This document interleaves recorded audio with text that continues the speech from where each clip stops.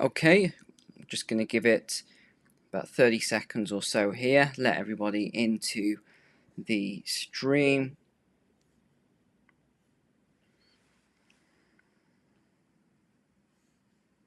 Okay, just drop a 1 if you can hear me okay, and we'll get the stream started in about 30 seconds, just letting everybody come in here.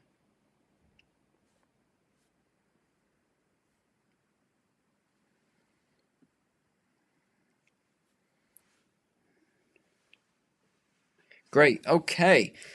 I think we've got enough people in to get started.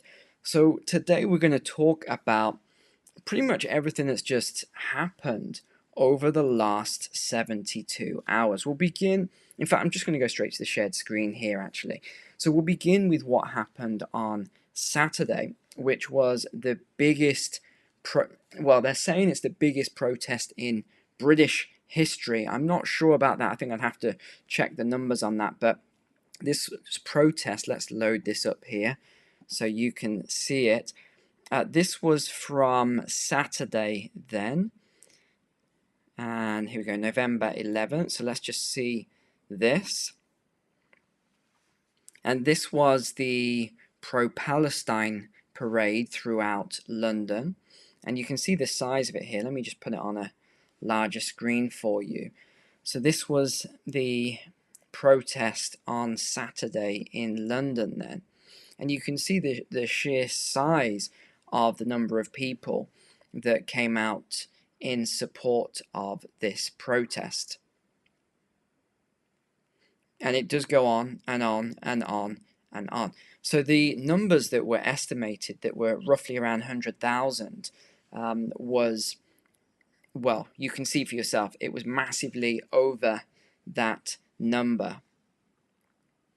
So this is how it's all began, and then we're going to go into what's actually taken place then over since then, and what's happened today, which was very, very surprising. That we've really been hit with a curveball today. So if you are in the UK, you probably got a shock today when you saw the comeback of a certain person. But look, you can see this is still going on.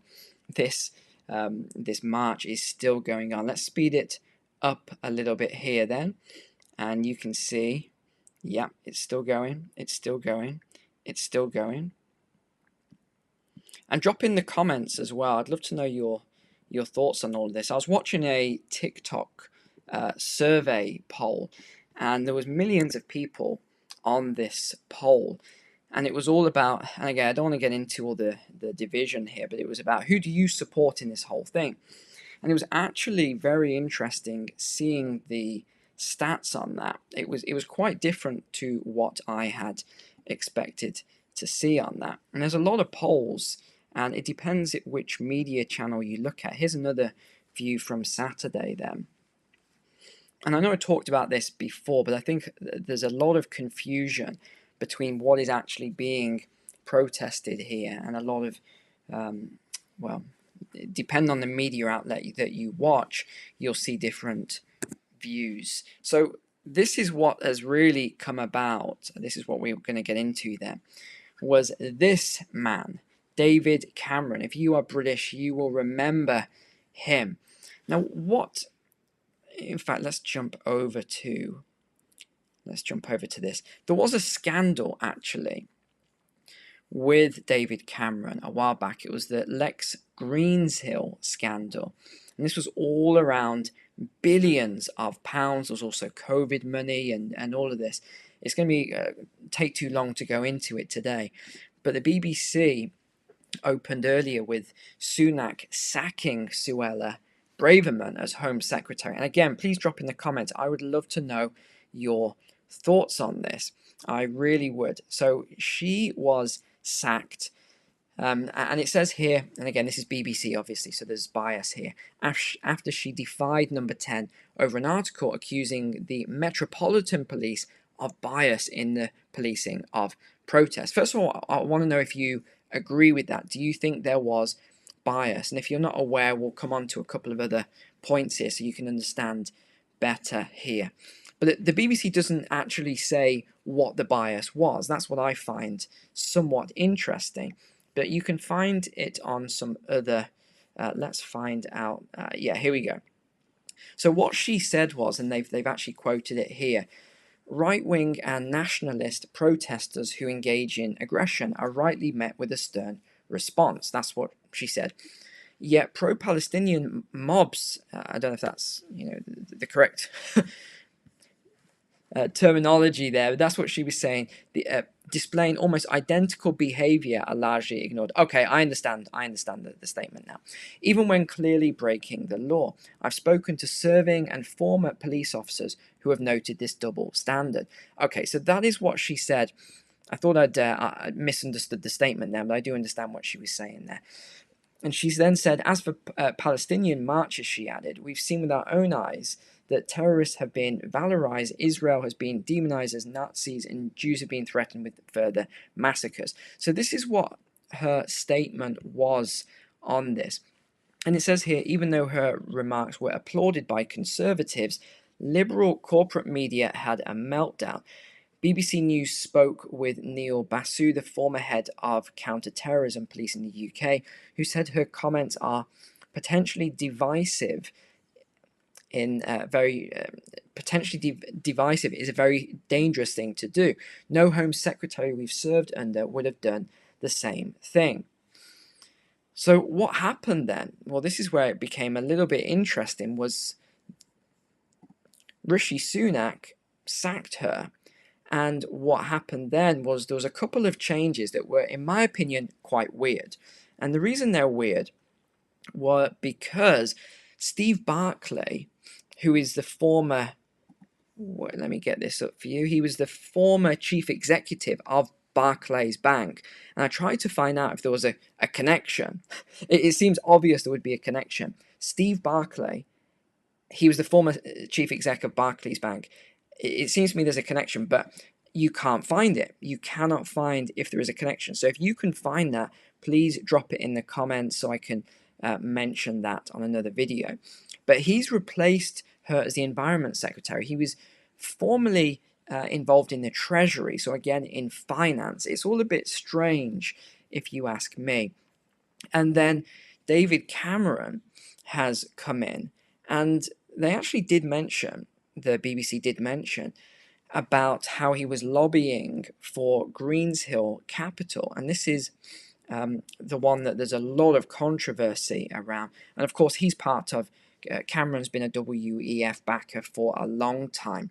And a lot of outlets say he's heavily in bed with China and try to help them to set up these big investment things and everything else. So it is very weird that he has come back out of nowhere after saying that that's it, he's out, he's never going to get involved in politics again.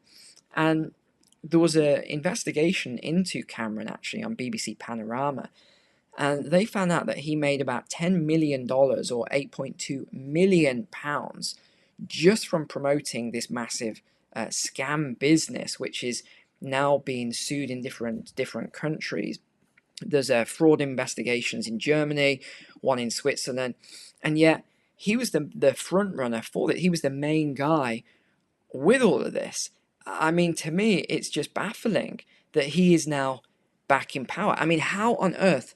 This is the way politics are done now.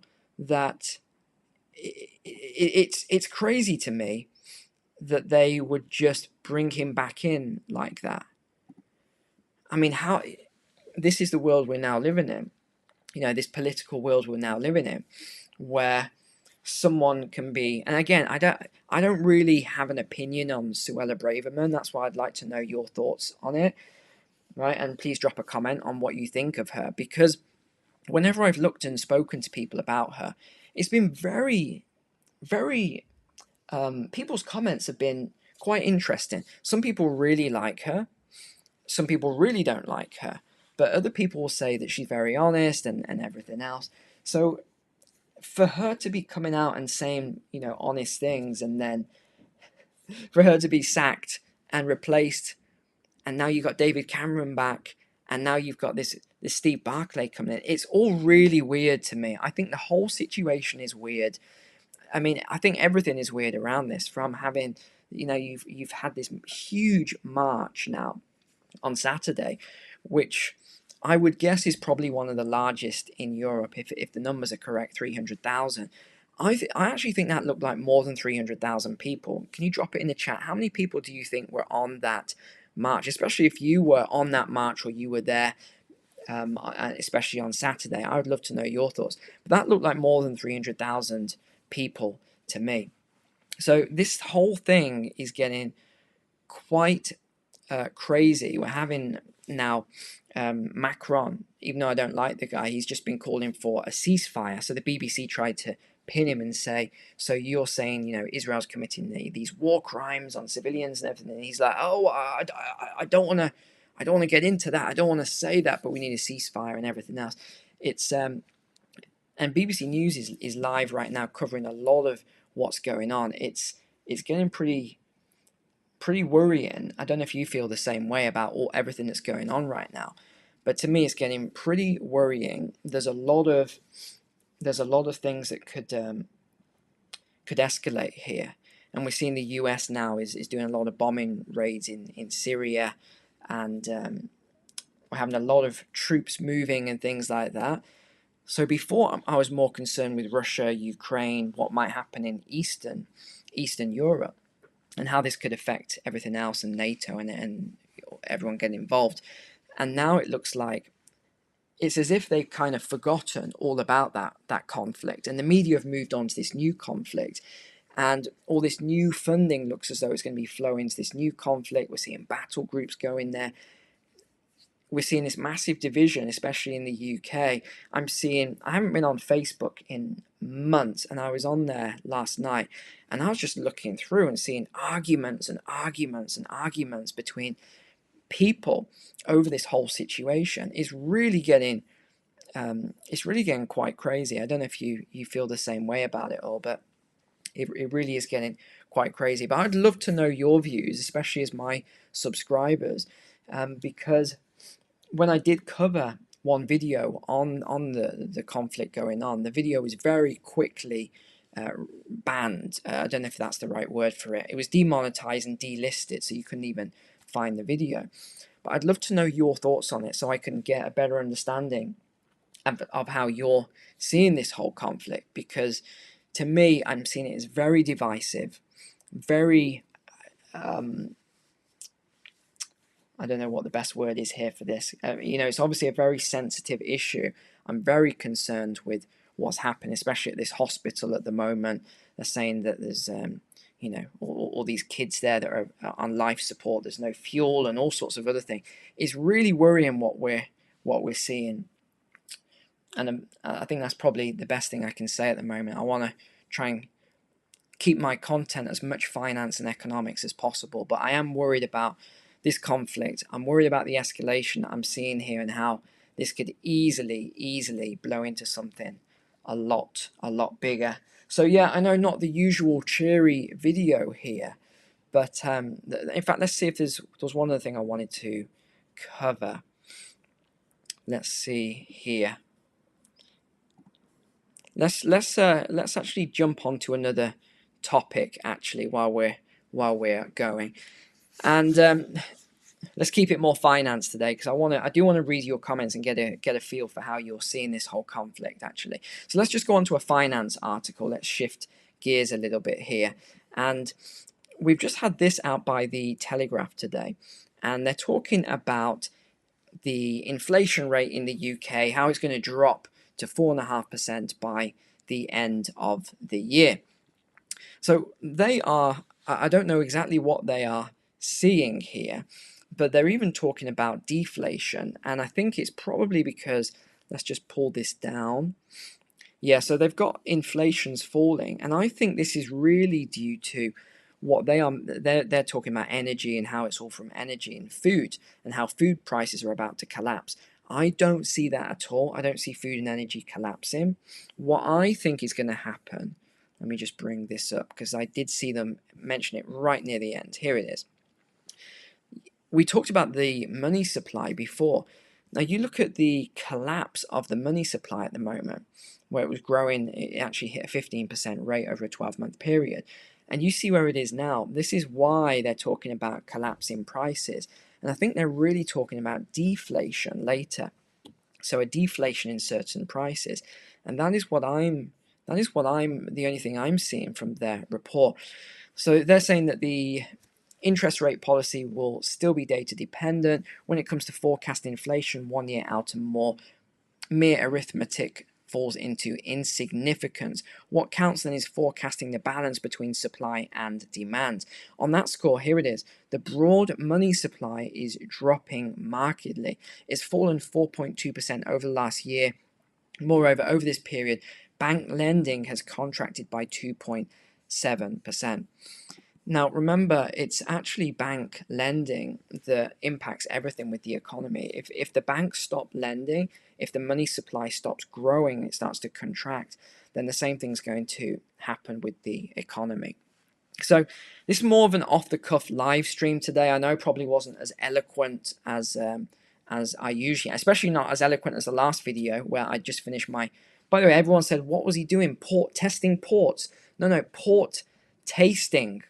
Port tasting is a wine. It's a port wine, by the way. So that's what I was trying to get across. I guess it didn't translate well.